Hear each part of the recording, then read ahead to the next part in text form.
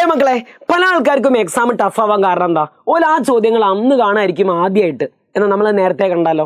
അങ്ങനെ ചില പ്രത്യേക ചോദ്യങ്ങളുണ്ട്, പ്രധാനപ്പെട്ട ചില ചോദ്യങ്ങൾ.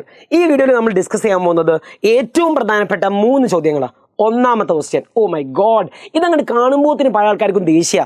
സസെപ്റ്റിബിലിറ്റി ആർക്കാ കൂടുതൽ, റിട്ടൻറ്റിവിറ്റി ആർക്കാ കൂടുതൽ, വശകത ആർക്കാ കൂടുതൽ? റിട്ടൻറ്റിവിറ്റിൻ്റെ മലയാളവും ഇംഗ്ലീഷും റിട്ടൻറ്റിവിറ്റി എന്നാണ്.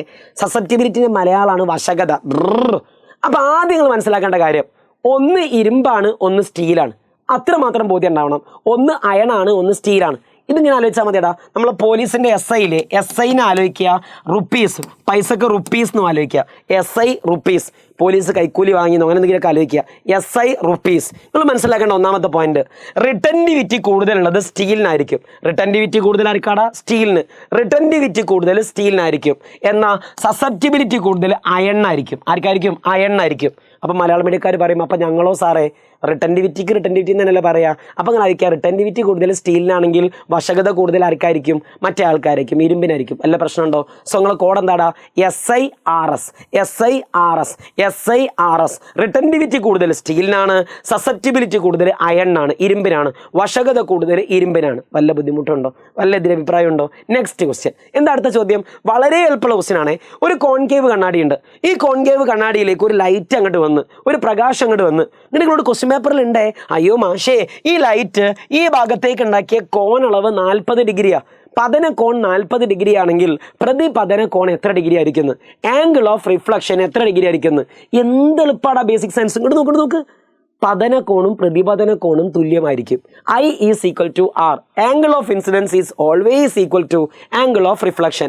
ഇത് 40 ആണെങ്കിൽ ഈ ലൈറ്റ് അതേ കോണളവിൽ ഇങ്ങോട്ട് പോകും. ഇതും 40 ഡിഗ്രി ആയിരിക്കും. വല്ല ബുദ്ധിമുട്ടുണ്ടോ? ഇതൊക്കെ ഒരു ടഫ് ചോദ്യമാണോ? ഇപ്പോഴേ അങ്ങോട്ട് പരിചയപ്പെട്ട അവിടെ കാണുമ്പോൾ നിങ്ങൾ എന്ത് ഹാപ്പി ആവടാ. നിങ്ങളും ഹാപ്പി, ഞാനും happy. I is equal to R. ഇത് 40 ആണെങ്കിൽ അത് 40, അത് 50 ആണെങ്കിൽ ഇത് 50. വാവ്, സിമ്പിൾ ക്വസ്റ്റ്യൻ. അടുത്ത ക്വസ്റ്റ്യൻ വരട്ടെ പൊന്നു മാഷ, അടുത്ത ക്വസ്റ്റ്യൻ വരട്ടെ. അടുത്ത ക്വസ്റ്റ്യൻ എന്താ? നമുക്ക് തറയിലൂടെ നടക്കുന്നത് ഘർഷണ ബലം ഉള്ളത് കൊണ്ടാണ്. ഘർഷണ ബലത്തിന്റെ യൂസ്, ഫ്രിക്ഷൻ ഉണ്ടായതുകൊണ്ടാണ് നടക്കാൻ പറ്റുന്നത്. ആയിക്കോട്ടെ, നമുക്കറിയാം. ഘർഷണം കുറയ്ക്കുന്നതിനായി 2 മാർഗങ്ങൾ പറയാന്ന് എജുപോർട്ടിന്റെ പൊന്നു മക്കളോട് ഞാൻ പറയാടാ. ഫ്രിക്ഷൻ അഥവാ ഘർഷണം കുറയ്ക്കാൻ 4 മാർഗങ്ങളുണ്ട്. ആ 4 മാർഗവും നന്നായിട്ട് പഠിച്ചോ. അതിൽ ഒന്നാമത്തെ മാർഗം എന്ന് പറഞ്ഞാൽ വാഹനങ്ങളുടെ ഒക്കെ ഷേപ്പ് മാറ്റുക എന്നുള്ള, വസ്തുക്കളുടെ ആകൃതി വ്യത്യാസപ്പെടുത്തും. ഘർഷണ ബലം കുറയ്ക്കാൻ വേണ്ടിയിട്ട്, ഫ്രിക്ഷൻ കുറയ്ക്കാൻ വേണ്ടിയിട്ട് നമ്മൾ വസ്തുക്കളുടെ ആകൃതി കൂർപ്പിച്ചുണ്ടാക്കും. റേസിംഗ് കാറിന്റെ ഫ്രണ്ട് കൂർപ്പിച്ചിട്ടുണ്ടാക്കും. ചില വിമാനങ്ങളുടെ ഒക്കെ ഫ്രണ്ട് ഭാഗം കൂർപ്പിച്ചിട്ടുണ്ടായിരിക്കും. ബോട്ടുകളുടെ ഫ്രണ്ട് ഭാഗം കൂർപ്പിച്ചിട്ടുണ്ടായിരിക്കും.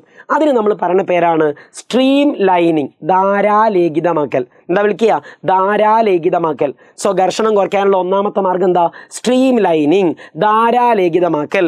രണ്ടാമത്തെ മാർഗം എന്താ? നിങ്ങൾക്ക് രണ്ടാമത്തെ മാർഗ്ഗമാണ് ഇതേ സംഭവം. ഓയിലുകൾ ഉപയോഗിക്കുക, ലൂബ്രിക്കൻസ് ഉപയോഗിക്കുക. സുതലങ്ങൾ ചിലപ്പോൾ അങ്ങനെ ഉണ്ടാവും, വെളിച്ചെണ്ണ അല്ലെങ്കിൽ ഗ്രീസ് ഒഴിക്കുക, ഓയിൽ ഒഴിക്കുക, മറ്റെന്താ പറയുക, വാതിലിൻ്റെ വിജാഗിരിമലൊക്കെ ഒഴിക്കുക, അങ്ങനെയൊക്കെ പറഞ്ഞിട്ടില്ല നിങ്ങൾ. സോ ഓയിൽ ഉപയോഗിക്കാം നമുക്ക്. സോ ഇവിടെ രണ്ടാമത്തെ മാർഗ്ഗത്തിൽ നമ്മൾ പറയുന്ന പേരാണ് ലൂബ്രിക്കൻസ് യൂസ് ചെയ്യുക, സ്നേഹകങ്ങൾ ഉപയോഗിക്കുക. അപ്പോൾ ഒന്നാമത്തെ മാർഗ്ഗം എന്താടാ? Stream lining. എൻ്റെ കൂടെ തന്നെ പഠിക്കണേ, സ്ട്രീം ലൈനിങ്, ധാരാലേഖിതമാക്കൽ. രണ്ടാമത്തെ മാർഗ്ഗം എന്താ? ലൂബ്രിക്കൻസ് യൂസ് ചെയ്യുക അഥവാ സ്നേഹകങ്ങൾ ഉപയോഗിക്കുക. ഇവിടെ ഒരു എക്സ്ട്രാ പോയിന്റും കൂടി ഉണ്ട്. സാധാരണ നിങ്ങൾ ഓയിലാണെങ്കിലും വെളിച്ചെണ്ണ ആണെങ്കിലും അതൊക്കെ ദ്രാവക രൂപത്തിലുള്ളതാ, ലിക്വിഡ് ഫോമിലുള്ളതാ. സോളിഡ് ഫോമിലുള്ള ഒരു ലൂബ്രിക്കൻ്റ് ഉണ്ട്, അവൻ്റെ പേരാണ് ഗ്രാഫൈറ്റ്. അവൻ്റെ പേരെന്താടാ? ഗ്രാഫൈറ്റ്. സോ ഖരരൂപത്തിലുള്ള ഒരു സ്നേഹമാണ് ഗ്രാഫൈറ്റ്. അതും കൂടി മക്കളൊന്ന് പഠിച്ചു വെക്കുക. സാറേ മൂന്നാമത്തെ എന്താണ്? മൂന്നാമത്തെ മാർഗ്ഗമാണ് സുഹൃത്തുക്കളെ ബെയറിങ്ങുകൾ ഉപയോഗിക്കുക. ബെയറിങ് അറിയാം നിങ്ങൾക്ക്? ബോൾ ബെയറിങ്, നീഡിൽ ബെയറിങ്, സൈക്കിളിൻ്റെ ഉള്ളിലൊക്കെ ഉണ്ടാവും, ചലിക്കുന്ന യന്ത്രഭാഗങ്ങൾക്കിടയിൽ ഉണ്ടാവും. ഇവൻ്റെ പേരാണ് ബെയറിങ്ങുകൾ. അപ്പം മൂന്നാമത്തെ മാർഗ്ഗം എന്താടാ? ബെയറിങ്ങുകൾ ഉപയോഗിക്കുക. ഒന്നാമത്തത് സ്ട്രീം ലൈനിങ് ആണ്, ധാരാലേഖിതമാക്കലാണ്. രണ്ടാമത്തത് ലൂബ്രിക്കൻസ് ആണ്, സ്നേഹകങ്ങൾ ഉപയോഗിക്കുകയാണ്. മൂന്നാമത്തത് ബെയറിംഗ് ആണ്. നാലാമത്തെ എന്താ നിങ്ങൾക്ക്? മിനുസപ്പെടുത്തുക. നമ്മൾ റൂമൊക്കെ ആണെങ്കിലും ചിലപ്പം നമ്മളെന്താ ക്യാരം ബോർഡൊക്കെ കളിക്കുന്ന സമയത്ത് പൗഡർ ഇടാറുണ്ട്. മിനുസപ്പെടുത്തുക, ഫ്രിക്ഷൻ കുറയ്ക്കാനുള്ള 4ാമത്തെ മാർഗ്ഗമാണ് മിനുസപ്പെടുത്തൽ. സെറ്റല്ലേ? എതിരഭിപ്രായം ഒന്നുമില്ലല്ലോ. ഇതാണ് സഹോദരി സഹോദരന്മാരെ ഘർഷണ ബലം കുറയ്ക്കാനുള്ള മാർഗ്ഗങ്ങൾ. റെഡി? സോ ഇത്രയും കാര്യങ്ങൾ നന്നായിട്ട് പഠിക്കുക, പൊളിയായിട്ട് പഠിക്കുക, ഉഷാറായിട്ട് പഠിക്കുക. ഇതിൻ്റെ ബാക്കി ചോദ്യങ്ങളൊക്കെ നമ്മൾ ഇന്ന് രാത്രിയുള്ള ലൈവിൽ അങ്ങനെ ഡിസ്കസ് ചെയ്യും. സോ ഇന്ന് രാത്രിയുള്ള ലൈവ് കൃത്യം 7 മണിക്കായിരിക്കും എജുപോർട്ടിൻ്റെ ചാനൽ ഉണ്ടാകുക. നിങ്ങളെ ഫ്രണ്ട്സിനെയും കൂട്ടി വരിക, നമ്മൾ സെറ്റാക്കും, പവറാക്കും, നിങ്ങൾക്ക് ഫുൾ മാർക്ക് തന്നിരിക്കും. സെറ്റല്ലേ? സോ വീഡിയോ ഇഷ്ടപ്പെട്ട ആൾക്കാർ ലൈക്ക് അടിക്കുക, അഭിപ്രായങ്ങളൊക്കെ പറയാം. ബൈ.